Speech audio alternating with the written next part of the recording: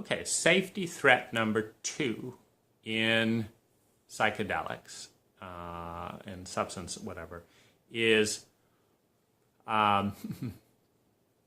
generated directly by our legal system. So just about, as fast as people discover some new potent way to explore consciousness, is just about as fast as many in our world government, led by the United States, come in to ban it and make it very hard for it to be studied. So now this has a couple of consequences.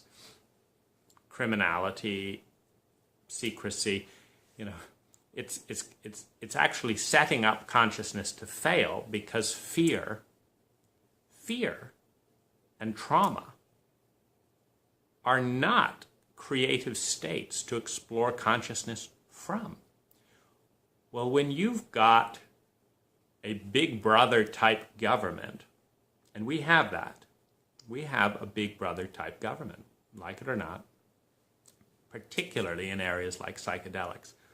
Now, I experience the contrast of that when I go to Thailand. In Thailand, in many ways, you are free to live and you are free to die. That's freedom. It's, freedom is neutral.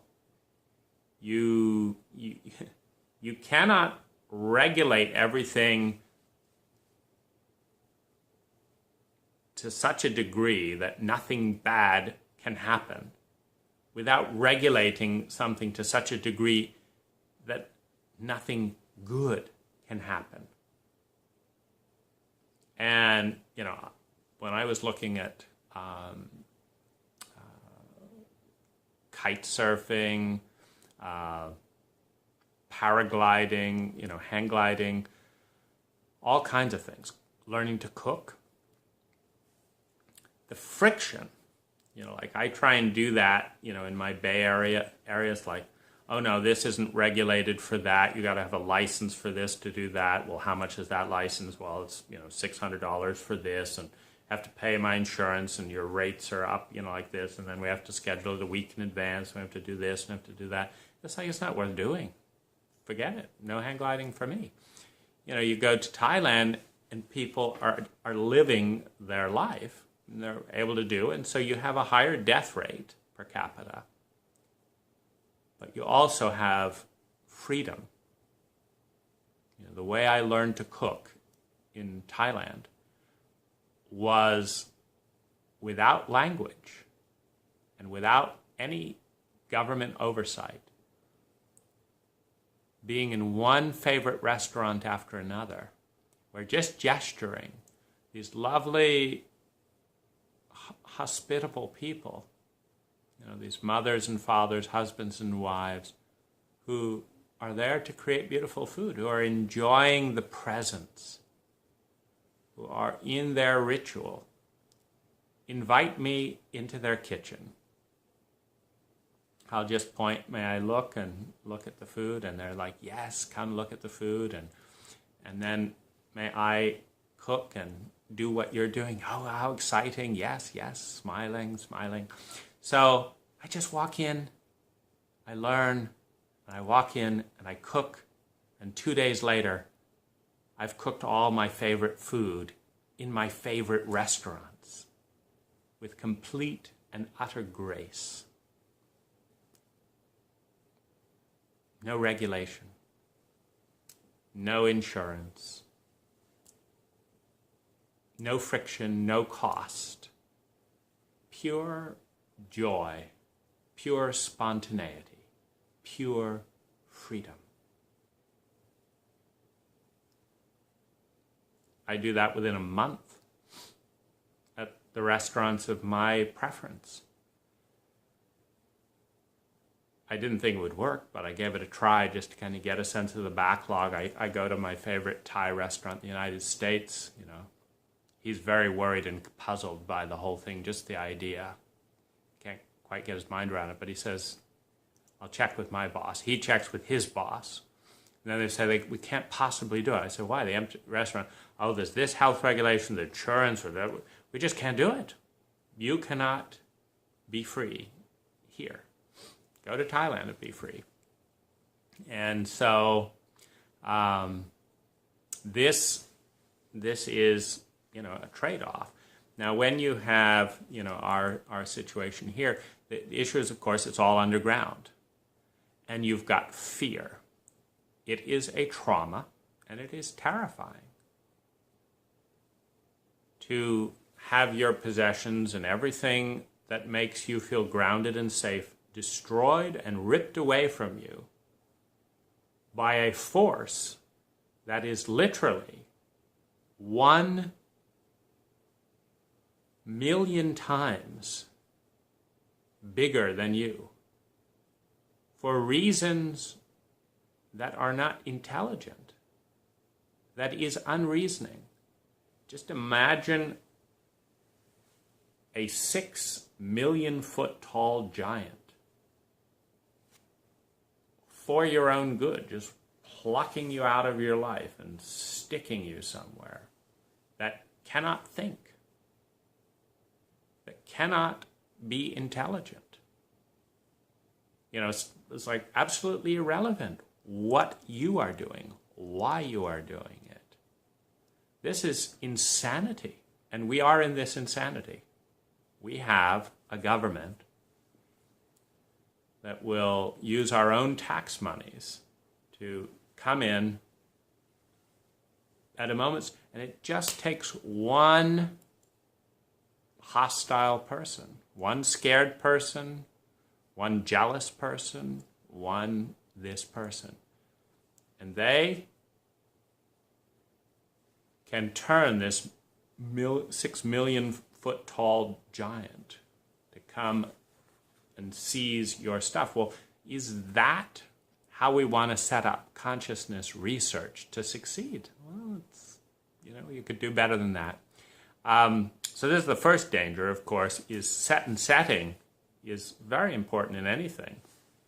You can't, tell an artist, you're going to be shot, and this and that and the other, and your whole children will be taken away from you if you paint one line in red. No red, no red. And then the artist tell the others, but be totally creative. Just don't use any red for your safety, So, and then the artist gets in this flow, and it's like, oh, I see this red, and it's like, but I could have my house seized. Is it worth it? It's just destroyed the whole state. It's destroyed the whole state. So this is a danger from our culture and government. That is the paranoia. The paranoia that is not insane. It is a reasonable paranoia. And so this is a very big danger and a very big sadness. It's a huge tragedy. It's a huge tragedy. That what we need more than anything else is a revolution in consciousness for our species to survive. And what we are doing is infecting the consciousness of our pioneers with horror, with disgust, with trauma, and with terror and paranoia. It's sad and it's funny. It's crazy. We are in a crazy world in this way, in which sanity can get you imprisoned, and in which science is not the arbiter. LSD has an LD50 300 times more than its effective dose. Something like morphine, which is legal, or OxyContin, or whatever. Like you can die with these legal drugs taking 10 times more than the effective dose. But something that you could, accidentally take 10 times more than you thought you were taking, no impact at all. It's very, very safe. So science is not the arbiter here. It's paranoia. it's the majority suppressing the minority in our time-old human game. The fear of the majority, of the ones on top, the fear of the next new thing. And so, whether it's Microsoft or Oracle stomping out better software versions to maintain its monopoly, or our government maintaining better thought patterns to, maintain its monopoly, it's something that we have intention. And a good way to take some power back around this is actually to look at it in ourselves. I'm talking with you through language. But what's happening to the part of me that I was born with, that wants to make sound?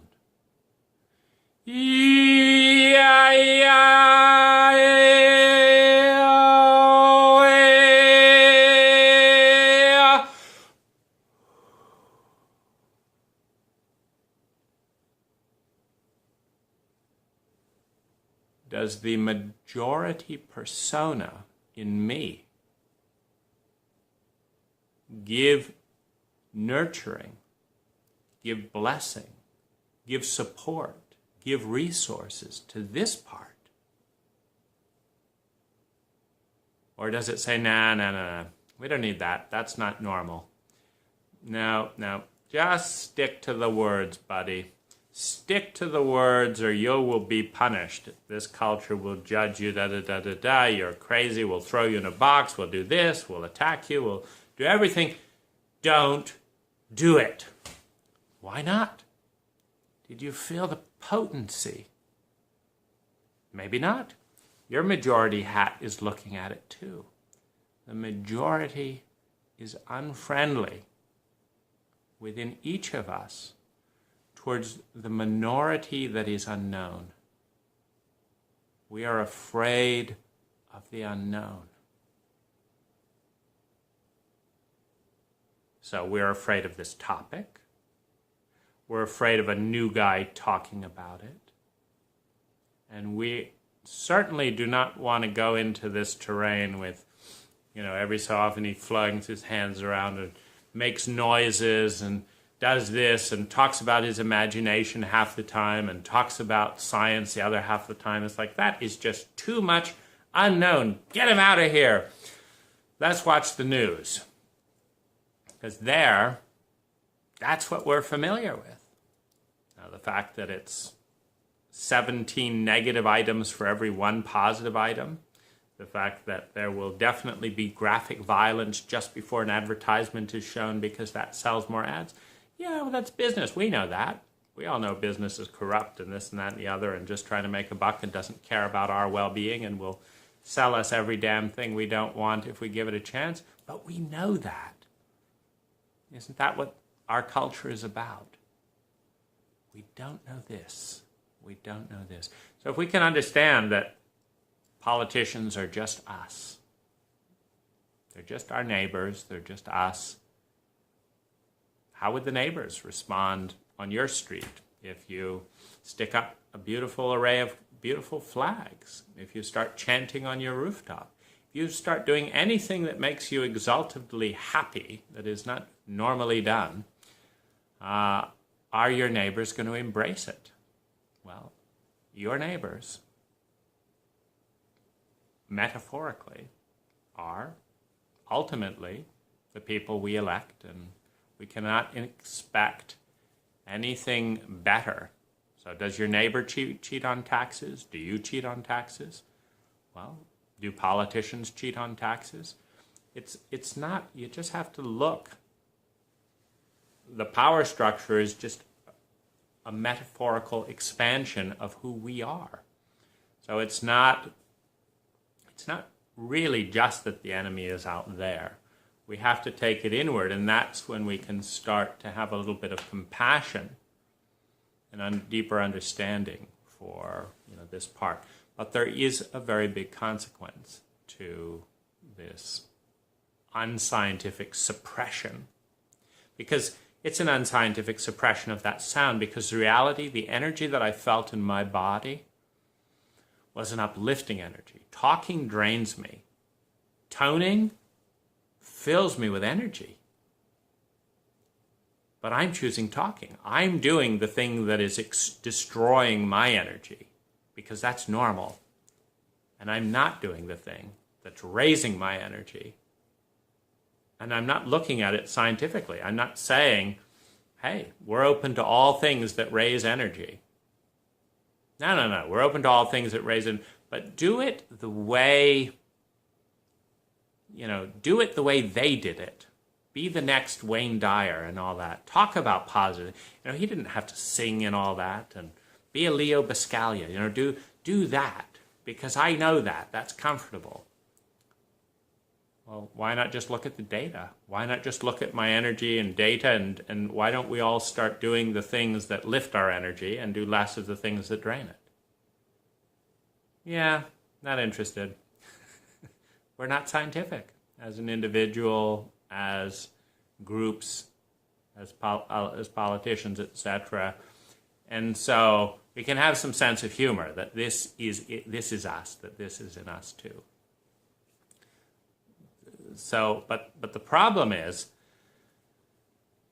this does create risk of where you're going to go from a paranoid state. Oh my God, I hope my neighbor doesn't hear me making a sound. I hope this doesn't happen. I hope I don't get arrested. I hope my ex-lover doesn't turn me in, That dramatically, that cuts the energy back and where you can grow and how much you can learn, maybe somewhere between 20 and 80%. So that's a resistance. That's a danger. And I think the best thing that we can do there is, a place like Costa Rica or Portugal. They're taking much saner looks at addiction and all of that. And so, and of course the big danger is, very, very big danger, is that drugs just go under a label. It'd be like saying people. Are people good or bad? Do you want a person in your life? Well, it depends. This person has a completely uplifting effect, is honest, does this, and my life has gone up 1,000%. This person here tried to kill me. Drugs have a huge range, and the dose, the setting, the context, the time in your life, your level of preparedness, it's all relevant. It's no different than a loan. Getting a loan of $1 million to fund your business could be the most devastating thing you ever do if you're just starting out, because it means you're going to play out all your mistakes with money you can't pay back. On the other hand, if you've got 10 years of successful history and you've turned 10,000 into 100,000, and you want to do the same thing, your market is pulling you, and you know all the systems, and you're just going to replicate that same system at a 10-time scale, $1 million could be the best thing. It's not the thing, it's the context.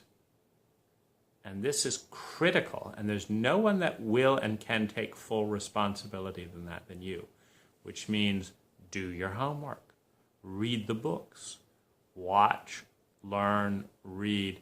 YouTube is a great place. I've watched more than 100 hours of Terence McKenna in the last couple of months. Because nuance, when you're looking at something so potent, nuance matters. So every little detail and flavor and stuff, it brings awareness, possible risk, possible benefit. So, but the other part of this underground thing is we don't have Amazon reviews. We don't have, this person has sold 3,000 hits of LSD in the last year. Quality has been 5 out of 5. Delivery, 5 out of 5. This is a safe producer. This one has done 30 sales in the last year, and 20% of people have had terrible trips on that substance. product when tested in a lab is like this. This is a risk factor created by our government, created by the illegality. And it will be a risk factor until we have the intelligence to legalize all substance along with its database toxicity, its dosage, its safe, LD50, its safe dosage, and require that the only thing is everyone has to have their material tested, and we know what it is. And then we can have ratings, and the price can plummet, which leads to the next risk, of some things, high quality is expensive, but the biggest expense, of course, is the legal risk. So this creates a danger. It is not safe. Well, it is not as safe as it is as would be ideal statistically to buy psychedelic and other substances off the street from in ways where there's little recourse and stuff. And so that's countered by the fact that particularly in the psychedelic community, people are interested in this for growth, for love, for helping. Like, this helped me, I want to help you have access to it. And that is a very strong motivation in a lot of situations. And so that is an answer. Another thing is, for example, there are now recipes and stuff that allow you to prepare your own material, grow your own plants, prepare your own plants, following chemistry. This brings to another area, the gifts of the plant and the toxicities of a plant. So when the natural, and there's pros and cons here. So on the one hand, you have something like Stropharia cubensis mushrooms, which have been around and used for thousands of years in ceremonial settings. And so there's kind of a historical blessing. But it's no better or worse than beer. I mean, beer has been around for thousands of years. It still attacks the liver. It does this and that and the other. And it's also not going to kill you to have a bottle of beer as long as you're not tired and don't drive afterwards, which gets back to set and setting. But there is something to be said for something that's been tested that has a very high LD50. It's the likelihood of dying on an overdose of mushrooms from the mushroom itself is very low. The likelihood of dying of an overdose of mushrooms when you go in a paranoid state because you've got a 6 million foot giant that could come and whack you and steal all your things and shame you and publicly and all that is high. It's higher. Fortunately, in our politically adaptive hypocrisy, many of the Schedule I drugs, like marijuana, a joke, are not being enforced equally. And so, there's the theoretical lose everything in relation to how many people who are a little bit high that actually have their entire lives devastated by their own government for exploring consciousness using a traditional, old, and very safe plant, of all things, instead of the chemicals they're supposed to be buying from their overworked doctors at pharmaceuticals and hospitals, which, in a big paradox, I think more than 60% of doctors in some studies use illegal substances from pharmaceutical sources within the hospitals to manage their own energy levels doing their work. And the pharmaceutical substances are more dangerous than something like a coca leaf or a Stropharia cubensis mushroom. And so you have these weird paradoxes where your doctors can be more compulsive and more addicted than their patients. And at some point it becomes so insane. We have to start looking, thinking, and seeing for ourselves. But there is this part of us, of course, that would love to surrender all our power to an outside source of some kind. The danger of this, I would say, decreases the amount of links between the source and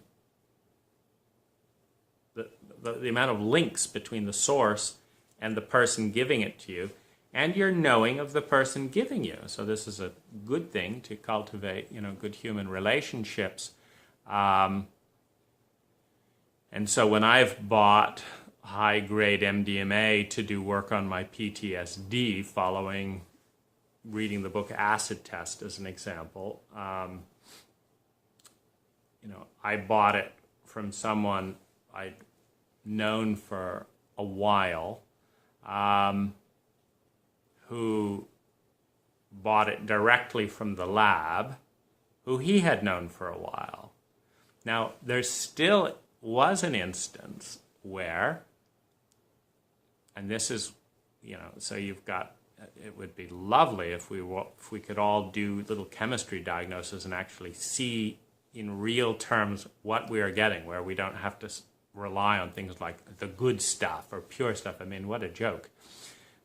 Compared to iffy stuff or whatever. But I used a scale, and it's you can get a microgram scale on Amazon. I used a scale to look at what the weight was, and these were sold as 120 milligram capsules. I bought 2, and that's another way of increasing safety is, don't buy a bunch. You don't need a bunch of really potent stuff. You buy 2 and you do one journey in a month and you learn a lot, you integrate it for a whole month, you increase, that's a lot. That's a lot. So anyway, I bought these 2 capsules. He said they were 120 milligrams each, or 150. I measured them, and they were 40 each. And you can't argue with a scale. A milligram is a milligram. And so that's, I think, a very important thing. Learning about these semantic, plants vary based on dose. So another thing that we can do is sample a microdose. When I took my first mushrooms, again, I took 1/10 of the whole mushroom, and I chewed it. And I got a sense of its effect, which was noticeable. And I said, based on this, 10 times this would be quite a journey. There again, it depends on, what we can do to increase our safety. First of all, if we have an allergic reaction, we're going to have it, with a 1/10 dose, but it's not going to be a 10 times bigger reaction. So this is stuff that we can do to increase our safety around the quality of material and knowing the right dose for us to sample a dose. And this is really the best thing. The other thing you can do is grow. Like you can get mushroom spores, which are not, so bizarre. We're in a country where a plant is illegal. Growing a plant that grows naturally for millions of years around the world. Suddenly, because we're in a modern age, we don't have the freedom we had 1,000 years ago. We're not a free culture. We are a more and more regulated culture in ways that often have nothing to do with science and nothing to do with our own needs as a humanity, and nothing to do with the relative risks. Going horseback riding you are 300 times more likely to be injured than the worst drugs. 300 times. So horseback riding, great, wonderful old tradition, 300 times more likely to be severely injured than by a drug. But who cares about that? We all need to protect our right to go out getting killed and breaking our back horseback riding, but we certainly can't do anything as radical as explore our consciousness. So, and the government, that was hiring this scientist that was looking into risk factors, they fired him. It was England. England fired that scientist for pointing out the relative risks, because they didn't want science. They wanted, anyway, it's probably not news to you. But, so source, intimacy, test the dose for its individual strength, one, and any allergic and toxicity type things. That's the best way to protect yourself from that risk. And we'll explore another risk on the next video.